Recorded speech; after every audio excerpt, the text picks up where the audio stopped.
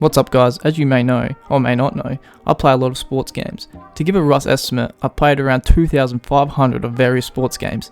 These include NBA, FIFA, PGA, UFC, cricket, Madden, rugby, and I've even played a little bit of NHL. Now from my experience with sports games, even though I play them a lot, they're generally bad. But why are they bad? Well, the first reason I can think of is that gaming companies are trying to replicate an already made product in real sports.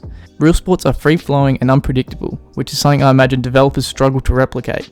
Every sport has so much components to it, and it's so hard to satisfy all those in a video game, which can make a game feel distant from the real life thing. By having different components missing from sports video games, it can make the game feel unbalanced, which creates a problem, which is my next point.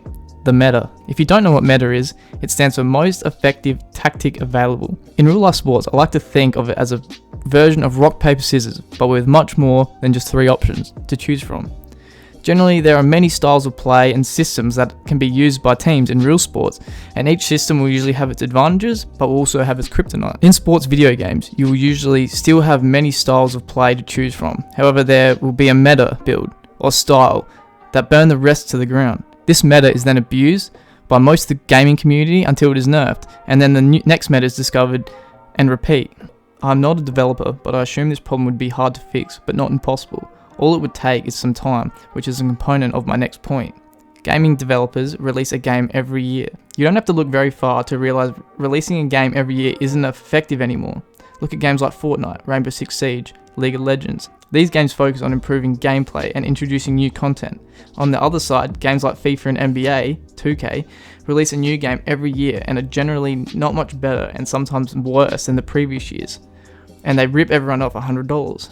I would much prefer sports game developers focus on improving gameplay and release an expansion once a year to update rosters.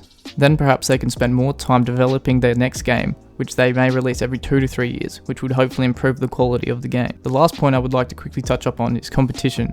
The gap between games like FIFA and PES and NBA 2K and NBA Live are far too big. Close competitive competition forces developers to create a better quality game, as there is a potential their customers would jump ship and start playing the other game if it is better. In recent history, NBA Live, made by EA, has been a very poor game, and they didn't even release a game this year, so 2K has no competition, which allows them to create a below average game without much threat of losing customers. This shows the importance of competition. Alright guys, thanks for watching. Please leave a comment on what you think is wrong with sports games, and please subscribe to my channel.